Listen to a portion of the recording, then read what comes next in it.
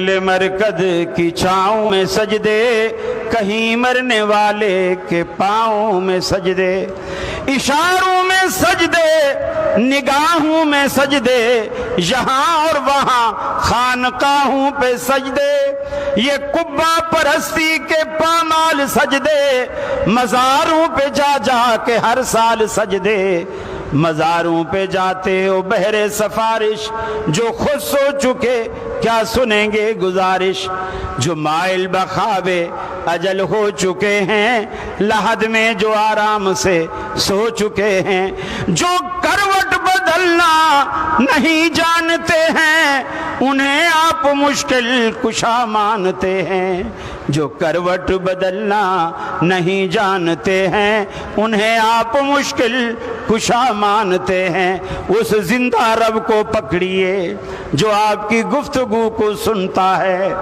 آپ کی ہر زبان کو سمجھتا ہے۔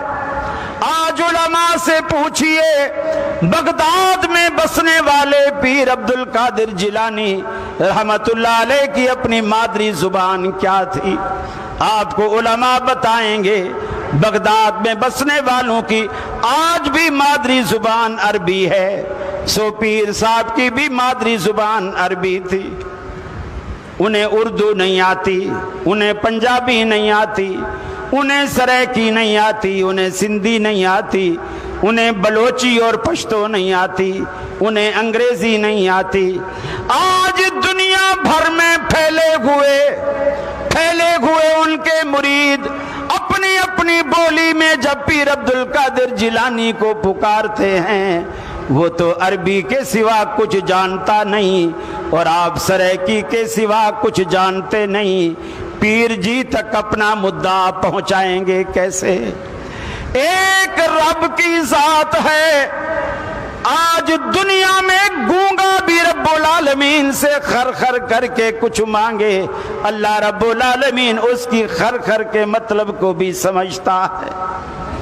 اور دنیا کے جتنے پیر فقیر آپ بنا لیں گے، ان کے سونے کے اوقات ہیں، ان کے کھانے پینے کے اوقات ہیں، ان کے واش روم میں جانے کے اوقات ہیں، ان کے بھی یہ بیگم کے پاس وقت گزارنے کے اوقات ہیں، دوستوں کے پاس بیٹھنے کے آرام کے وقت کے سارے اوقات ہیں۔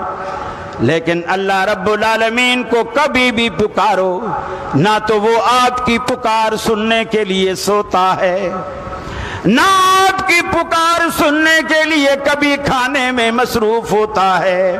وَهُوَ يُطْعِمُ وَلَا يُطْعَمُ، ارے ساری کائنات کو نعمتیں کھلاتا ہے مگر خود کھانے سے پاک ہے، ساری کائنات کو منرل واٹر جیسی نعمتیں پلاتا ہے مگر خود پینے سے پاک ہے، ساری کی ساری کائنات کو رات بھر میٹھی نیند سلاتا ہے مگر خود سونے سے پاک ہے، اور ایسا پاک ہے لا تأخذہ سنۃ ولا نوم، ارے نیند تو دور کی بات ہے، اسے بیٹھے بیٹھے کبھی جھٹکا نیند کا جسے آپ اونگ کہتے ہیں، اللہ اونگ سے بھی پاک ہے۔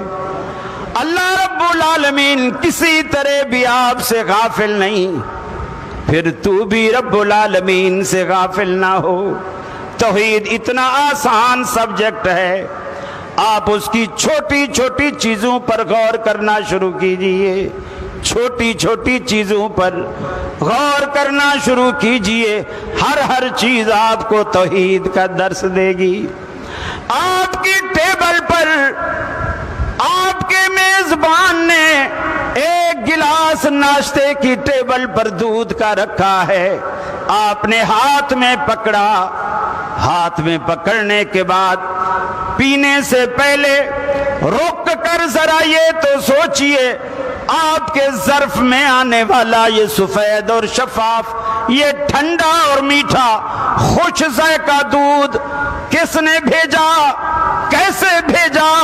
فرمایا وَإِنَّ لَكُمْ فِي الْأَنْعَامِ لَعِبْرَةً نُسْقِيكُمْ مِمَّا فِي بُطُونِهِ مِنْ بَيْنِ فَرْثٍ وَدَمٍ لَبَنًا خَالِصًا، لبنن خالصا، فرمایا جو تیرے ظرف میں یہ دودھ کا گلاس آیا، اس کے پینے سے پہلے اتنا سوچ یہ کہاں سے آیا، کن پروسیس سے گزر کر یہ تیرے پاس آیا۔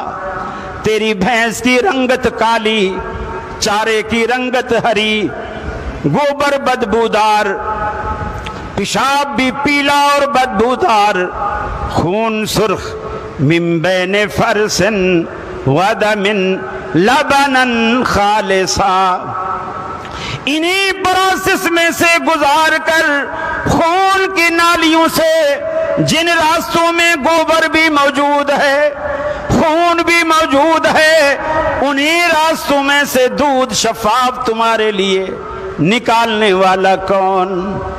صادق آباد والو اونچا بولو، یہ خالص اور شفاف دودھ تمہیں پلانے والا کون؟ اللہ رب العالمین کی اکیلی ذات، اس میں خون کی سرخی کو بھی شامل نہیں ہونے دیتا، گوبر کی بدبو کو بھی شامل نہیں ہونے دیتا، بھینس کی سیاہی کو بھی شامل نہیں ہونے دیتا، پیشاب کی پلاہٹ کو بھی شامل نہیں ہونے دیتا، چارے کی ہریالی کو بھی شامل نہیں ہونے دیتا۔ ان تینوں منفی چیزوں میں سے نسقیکم، ہم تمہیں پلاتے ہیں، لبنن خالصا، خالص اور شفاف دودھ۔ جب تو اللہ کا دیا ہوا دودھ خالص استعمال کرتا ہے، پھر اس رب کا حق بنتا ہے کہ تو سجدہ بھی اسی کے لیے خالص کرے، تیرے سجدوں میں ملاوٹ نہ ہو، تیری بندگی میں ملاوٹ نہ ہو، تیری دعاؤں میں ملاوٹ نہ ہو۔ آنکھوں سے ندامت کے اشک جاری ہوں، رب العالمین سے رات کے سناٹے میں اتنا کہہ دیجئے الہ العالمین، اگر تو مجھے نہیں دیتا اپنے در کے سوا مجھے کوئی در تو بتا، اگر تجھ سے نہ مانگوں تو پھر کہاں سے مانگوں؟ پھر دیکھیے رب العالمین کی رحمتوں کی برکھا آپ پر کیسے برستی ہے۔ کبھی تجربہ تو کر کے دیکھیں، اللہ سے ایسا مانگ کے تو دیکھیں۔ ہمیں اصل میں اس چیز کا احساس نہیں ہے، بندے کیسے اللہ کے بن جاتے ہیں اور اللہ بندوں کا کیسے ہو جاتا ہے، ہمیں نہ اس کا تجربہ ہے، نہ ہم نے کبھی اس کی کوشش کی۔ میرے بھائی، جب بندہ اللہ کا ہو جاتا ہے پھر اللہ اس کا ہو جاتا ہے، اور یہی تو سب سے بڑی طاقت ہے، سب سے بڑی طاقت جس کو آج تک ہم نے طاقت سمجھا ہی نہیں۔ میرا ماموں، میرا خالو، میرا تایا، میرا پھوپھا، میرا بھانجا، میرا بھتیجا پولیس میں بڑی اچھی پوسٹ پر ہو، کوئی ایس ایچ او ہے، کوئی ڈی سی ہے، کوئی کمشنر ہے، کوئی مجسٹریٹ ہے۔ ہمارا اگر کسی سے پھڈا ہو جائے تو آپ نے دیکھا ہوگا محلے والے کس طرح کی دھمکی دیتے ہیں، اوے میں ایسے چوکا بھانجا ہوں، اندر کرا دوں گا، مجسٹریٹ میرے ماموں ہیں، کمشنر میرا پھوپھا ہے، یہ ہم دھمکی دیتے ہیں کیونکہ ہماری نظر میں یہ طاقت اور یہ پاور ہے۔ لیکن ایمانداری سے بتائیے، کبھی کسی نے کسی کو یہ دھمکی بھی دی کہ میں اللہ کا بندہ ہوں، اللہ سے کہہ دوں گا؟ کبھی کسی نے دھمکی دی؟ نہیں۔ کیوں؟ ہماری اللہ سے یاری ہی نہیں ہے، اللہ سے کوئی رشتہ ہی نہیں ہے، اللہ سے کوئی تعلق ہی نہیں ہے۔ اب آپ دیکھیے نبی کریم صلی اللہ علیہ وسلم کیا فرماتے ہیں۔ آپ لیٹے ہوئے ہیں، دوپہر کا ٹائم ہے، جنگل ہے، چھوٹی چھوٹی جھاڑیاں ہیں، صحابہ بھی الگ الگ جھاڑیوں کے سہارے سائے ڈھونڈ کے وہاں لیٹے ہوئے ہیں۔ آپ بھی ایک جھاڑی کے پاس تھوڑا سا سایہ ملا، آپ وہاں لیٹ گئے۔ آپ کی جو تلوار تھی آپ نے ایک جھاڑی کی لکڑی کی ڈنڈی کے اوپر اٹکا دی، آپ کی آنکھ لگ گئی۔ ایک کافر آتا ہے دبے پاؤں، سب سے پہلے ہتھیار اٹھاتا ہے، وہ تلوار نکالتا ہے، तलवार निकालने के बाद अब हथियार उसके पास है और उसको पता है अल्लाह के रसूल अब खाली हाथ है। बड़े रोब से अल्लाह के रसूल को उठाता है और उठा के कहता है बता अब तुझे मेरे हाथ से कौन बचाएगा, बता तुझे मेरे हाथ से कौन बचाएगा। हम होते थर थर कांपते, हाथ जोड़ते, तेरी बड़ी मेहरबानी यार, तू करम कर, तेरी मैं सच्ची बात है सारी जिंदगी तुम्हारा एहसान मानूंगा, मुझे ना मार। मेरे आपकी बोली में क्या कहते हैं, मेरे निक्के निक्के बच्चे हैं यार, मेरा ख्याल कर, मेरा ख्याल कर। जब उसने उठाया, बता तुझे मेरे हाथ से कौन बचाएगा। ये है ईमान, ये है अकीदा, ये है तौहीद। ये सवाल सुनते ही अल्लाह के रसूल ने एक लम्हे के लिए नहीं सोचा, फरमाया अल्लाह मुझे अल्लाह बचाएगा। अल्लाह से यारी जो थी, अल्लाह से ताल्लुक जो था, अल्लाह से रिश्ता जो था, रातों को उठ उठ कर अल्लाह से यारी पक्की करने के लिए उसके हुजूर रो रो कर रातें गुजरती हैं। हत्ता कि अल्लाह रब्बुल आलमीन को ये कहना पड़ा कि हबीब कुमिल लैला इल्ला कलीला, कुमिल लैला इल्ला कलीला। हमें तो अब्बा कहता है उठ नमाज पढ़, बदबख्ता नमाज पढ़, और अल्लाह के रसूल को अल्लाह क्या कहता है, कुमिल लैला इल्ला कलीला। मेरे हबीब रात को नमाज पढ़ा करो, लेकिन थोड़ा थोड़ा पढ़ा करो, सोया भी करो, सोया भी करो। यानी आप इतनी ज्यादा बंदगी कर रहे हैं, अल्लाह ये कहता है कि बंदगी रोको, सोवो भी, आराम भी करो।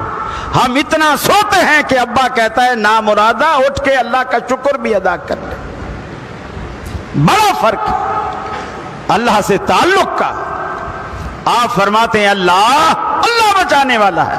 ये कहना था, उस बदबख्त के हाथ ऐसे कांपने लगे जैसे उंगलियां खुली, तलवार नीचे गिर गई। आपने तलवार उठाई, फरमाया अब तू बता, मुझे तो मेरे रब ने बचा लिया, अब तू बता तुझे कौन बचाएगा, तुझे कौन बचाएगा। ये होती है रब से यारी।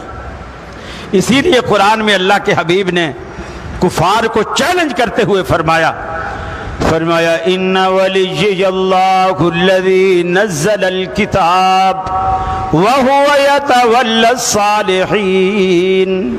मेरा दोस्त अल्लाह है और वही सालिहीन का दोस्त है। सारे के सारे जमा हो जाओ, मेरे खिलाफ तदबीरें बनाओ, मुझे मोहलत न दो। कुफार ने कहा तुम अकेले हमारा कैसे मुकाबला करोगे। आपने फरमाया इन्ना वलिय्यल्लाह, मैं तुम्हें अकेला दिखता हूँ, मैं अकेला हूँ नहीं, मेरे साथ अल्लाह है। अरे अल्लाह से ऐसी दोस्ती कायम कीजिए ताकि दुनिया में किसी को आप अल्लाह के नाम की धमकी दे सको, और अल्लाह भी आपके नाम की, आपकी धमकी की लाज रखे। अल्लाह के हबीब ने ऐसे नहीं फरमाया। ऐ उमर, मुस्लिम की रिवायत, एक उवैस करनी नाम का शख्स आएगा, अपनी माँ की इतनी खिदमत करता है, इतनी खिदमत करता है, उसका रब माँ की खिदमत की वजह से उससे इतना खुश है कि अल्लाह की कसम वो जुबान से कुछ भी निकाल दे, अर्श वाला उसे फौरन पूरा कर देता है। ऐ उमर, अगर तेरी उस